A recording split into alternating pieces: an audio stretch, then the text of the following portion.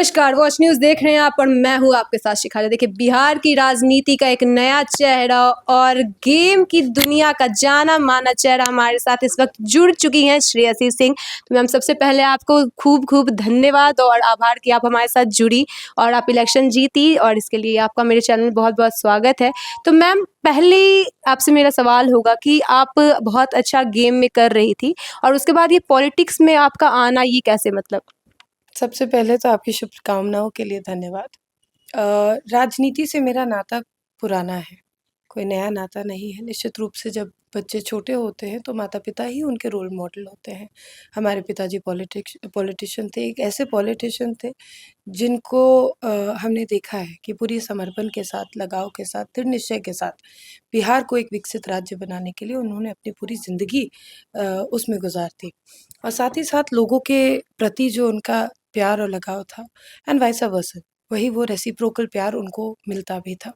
तो उस तरह के लीडरशिप जब आप देखते हैं अपने सामने तो आपको सबसे पहला थॉट यही आता है कि मुझे भी इस जैसा व्यक्ति बनना है, मुझे भी ऐसा काम मतलब करना बात है। की जाए तो आप अपने आपके पापा आपके रोल मॉडल रहे। Of course, like any other daughter. And उसी हिसाब से राजनीति से रिश्ता पुराना था, लगाव हमेशा से था। मन में मंशा हमेशा यही रही कि बिहार के लिए काम करें, जहाँ भी, जिस भी स्तर पर, जिस भी पद पर रहें, बिहार के लिए काम करें, to give back to the society.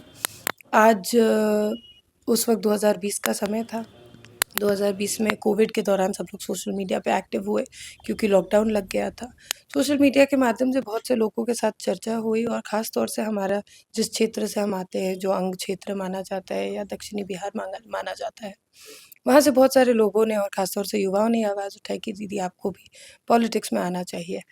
हमको भी ये एहसास हुआ कि कहीं न कहीं निशानेबाज़ी में एक मुकाम हासिल किए हैं and it was the right age to come into politics and that's how I और टूक आपकी दिस जीत भी बहुत बम्पर जीत कह सकते हैं। 45,000 वोट से आप 2020 में जीत के विधायक बनी थी आरजेडी के प्रतिनिधि को हरा के।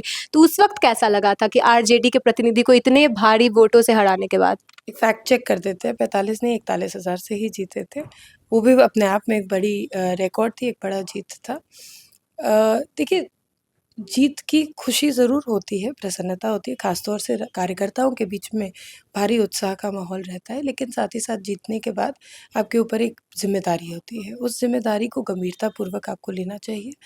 पिछले 5 साल के कार्यकाल में हमने जमुई विधानसभा क्षेत्र को अपना घर परिवार समझते हुए, जिस तरह से एक बेटी अपने घर को सजाने और सँवारने का काम करती है, ठीक उसी तरह हमने एक जनप्रतिनिधि और बेटी होते हुए विकास के कार्यों से सजाने का काम जमुई को किया। निश्चित रूप से इस बार की जीत भी उस रिकॉर्ड को तोड़कर आगे बढ़ाने का हमको जमुई की जनता ने अपार आशीर्वाद दिया, प्रेम दिया और वो प्रेम और आशीर्वाद आपको ईवीएम के माध्यम से भी दिखा। जब आपको खेल मंत्रालय सौंपा गया है तो देखिए, अगर बात की जाए बिहार की तो यहाँ ग्राउंड्स कम है, यहाँ बच्चे रोड पर खेलते हैं। तो इस पर क्या कुछ आपका जो होगा निर्णय होगा, तो इस पे क्या?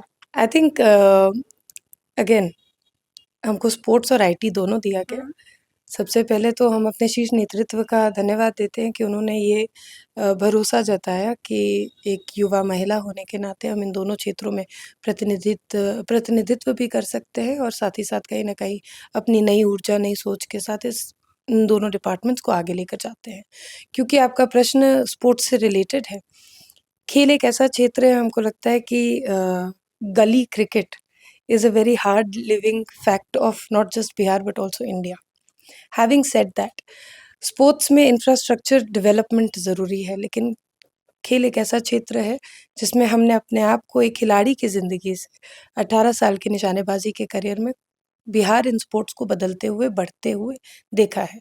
तो इसका अनुभव हमसे ज़्यादा हमको नहीं लगता कि किसी और को होगा।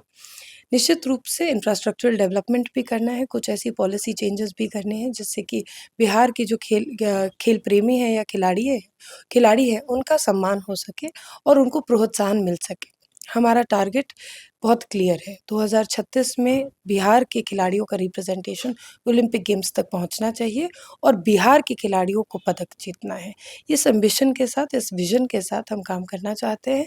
उसमें इंफ्रास्ट्रक्चरल डेवलपमेंट की भी बात है, उसमें पॉलिसीज़ की भी बात है, उसमें अपने जो सपोर्टिंग एस्पेक्ट्स ऑफ ट्रेनिंग होते हैं, जैसे कि health and nutrition, recovery centres, training centres pool talent for coaches and other administrative officials, इन सबको भी मजबूत करना है। देखिए, अगर मैं बात की जाए बिहार के प्लेयर्स की, वैभव सूर्यवंशी हो गए, ईशान किशन हो गए, तो उनका सिलेक्शन बिहार से ना होकर दिल्ली या झारखंड से होता है। तो अगर अब फ्यूचर में ऐसा कुछ जो खिलाड़ियों के लिए नया आप लाने का सोची हैं, आपके कुछ फ्यूचर प्लान्स क्रिकेट प्लेयर्स के लिए?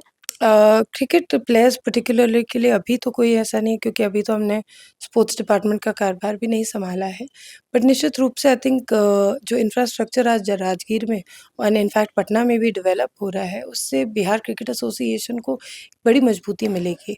और आने वाले समय में बिहार को छोड़ के दूसरे राज्य से जाकर खेलना प्राथमिकता शुरू इसीलिए की है क्योंकि बिहार में वो इंफ्रास्ट्रक्चर डेवलप नहीं था।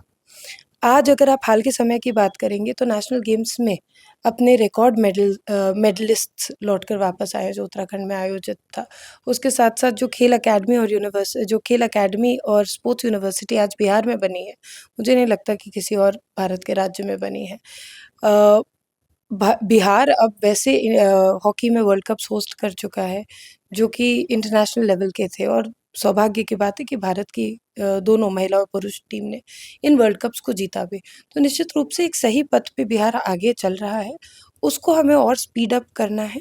Like you said, the only policy in place to ensure that the talent pool of sports people in Bihar stays in Bihar needs to start with infrastructural development, यानी कि आधारभूत संरचनाओं का निर्माण कराने से जो बिहार में प्रतिभाशाली बच्चे हैं जो खेल के माध्यम से आगे बढ़ना चाहते हैं वो बिहार को रिप्रेजेंट करें, ये सोच है। और ये मंशा हमने अपने निशानेबाजी के करियर में भी जताई है।